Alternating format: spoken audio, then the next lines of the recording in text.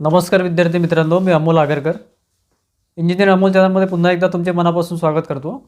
महावितरण भरती विद्युत सहाय्यक ज्यामध्ये 5300 पदे होती, 23मध्ये ही जाहिरात आली होती 2023मध्ये. त्यानंतर बऱ्याच अडचणी आल्या. 2 वर्ष 3 वर्ष ही भरती रखडली गेलेली होती.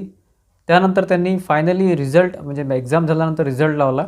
रिझल्ट पण खूप लेट लावलेला आहे आणि त्यामध्ये कन्फर्मेशन लिस्टमध्ये 5300 विद्यार्थ्यांना त्यांनी जॉईनिंग दिलं. त्यामधले साधारण 1700-1800 जे विद्यार्थी आहेत ते रिजेक्ट झाले किंवा रिजेक्ट म्हटल्यापेक्षा रिजेक्ट आणि काहीतरी ट्रान्सकोमध्ये जॉईन झाले वगैरे त्यामुळे. तर आता 1800 साधारण 1850 विद्यार्थ्यांची त्यांनी प्रतीक्षा यादी जाहीर केली. त्यामध्ये 6 आणि 7 तारखेला आय थिंक 7-8च्या दरम्यान तिथे डॉक्युमेंट व्हेरिफिकेशन झाले, कागदपत्रे पडताळणी झाले आणि त्यानंतर आता असं अपेक्षित होतं की आता पुढच्या 8-10 दिवसामध्ये म्हणजे साधारण 30 तारखेच्या आतमध्ये हे डिव्हिजन देतील किंवा जॉईनिंग देतील. परंतु त्यांनी आता परत एक संधी देण्याचं ठरवलेलं आहे. जे विद्यार्थी 6 आणि 7 तारखेला किंवा जे काही 7च्या दरम्यान जे काही डी-व्ही झाला त्यामध्ये जे ॲब्सेंट होते किंवा अटेंड करू शकले नाही त्यांचा आता डी-व्ही परत होणार आहे. तर त्याबद्दल एक प्रसिद्धीपत्रक त्यांनी जाहीर केलेलं आहे मित्रांनो. तुमच्यापर्यंत ते कदाचित टेलिग्रामच्या थ्रू मिळालं असेल तुम्हाला. आपण पण आपल्या टेलिग्राम चॅनलवर म्हणजे इंजिनियर अमोल या चॅनलवर ते प्रसिद्ध केलेलं होतं. तर त्यानुसार 19 तारखेचं हे प्रसिद्धीपत्रक आहे. त्यांनी पहिला पॉईंट दिलेला आहे की जे काही जाहिरात होती त्यानुसार मी फक्त ठळक मुद्द्यावर येतो, जास्त तुमचा काही टाईमपास करत नाही. परिमंडळ निहाय यादी 31/10/2025 रोजी प्रसिद्ध करण्यात आली होती. कागदपत्रे पडताळणी 6 आणि 7 नोव्हेंबरला घेण्यात आलेली होती. तिसरा मुद्दा महत्त्वाचा आहे. तथापि काही उमेदवार त्यांच्या अपरिहार्य कारणामुळे कागदपत्रे पडताळणीकरता अनुपस्थित राहिल्याने उमेदवारांची पुनश्च कागदपत्रे पडताळणी संधी मिळण्याबाबत विनंती करण्यात आली होती. कोणी विनंती केली आपल्याला माहीत नाही, पण केलं असेल. सबब शेवटची संधी म्हणून प्रतीक्षा यादीतील गैरहजर उमेदवारांनी त्यांना वर्ग करण्यात आलेला परिमंडळ म्हणजे तुम्हाला हे वाचून दाखवतो आधी. आलेल्या परिमंडळ कार्यालयामध्ये 26 आणि 27 नोव्हेंबर 2025 रोजी सकाळी 10 वाजता हजर राहावे कागदपत्रांसह. आणि जे हजर राहणार नाही त्यांचं पूर्णपणे रिजेक्ट करण्यात येईल, त्यांना परत संधी मिळणार नाही.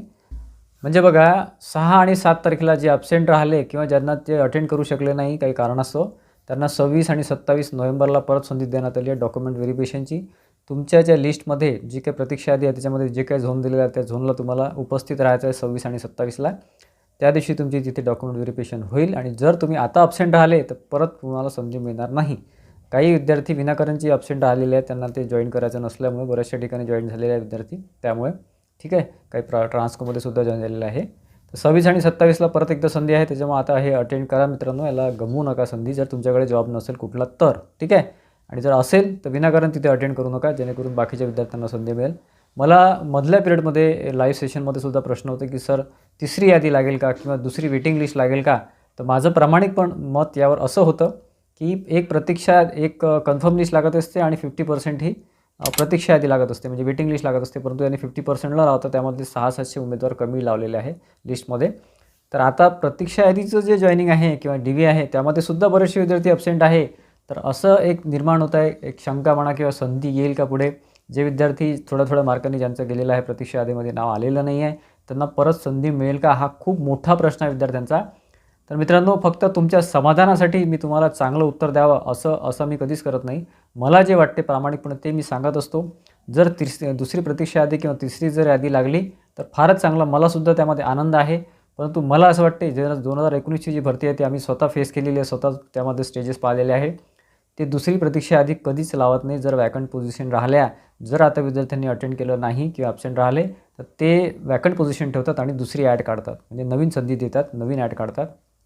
कदाचित पुढच्या वर्षीसुद्धा जाहिरात येऊ शकते, परंतु परत प्रतीक्षा यादी ते काढत नाही. हा माझा अनुभव आहे. यामध्ये जर त्यांनी बदल केला, जर प्रतीक्षा यादी दुसरी त्यांनी लावली तर फारच उत्तम, मला तेच पाहिजे. मी ते असं म्हणणार नाही की लावायला नको, परंतु माझ्या अनुभवावरून किंवा मला जे काही माहिती आहे त्यानुसार ते आता पुढे प्रतीक्षा यादी लावणार नाही असं मला वाटते. बरं, उद्या जर आली लिस्ट तर फारच चांगलं.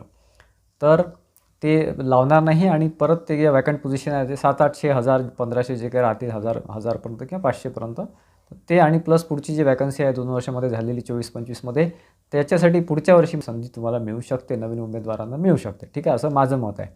बाकी जर प्रतीक्षा यादी परत त्यांनी जाहीर केली तर फारच चांगलं. तर असे करतो मित्रांनो, एक छोटंसं अपडेट होतं परंतु महत्त्वाचं होतं आणि तुमच्या प्रतीक्षा आधीची सुद्धा भरपूर प्रश्न होते की सर सेकंड वेटिंग लिस्ट लागेल का वगैरे. तर त्याबद्दल सुद्धा मी थोडंसं स्पष्टीकरण दिलेलं आहे. व्हिडिओ आवडला असेल तर व्हिडिओला लाईक करा आणि विद्यार्थ्यांमध्ये शेअर करा, जेणेकरून इतरांना सुद्धा ही माहिती मिळेल. आणि आपल्या चॅनलला अजूनही सबस्क्राईब केलं नसेल तर सबस्क्राईब करा आणि बेल आयकॉन सुद्धा क्लिक करा, जेणेकरून पुढचे अपडेट्स तुम्हाला मिळत राहतील. धन्यवाद मित्रांनो.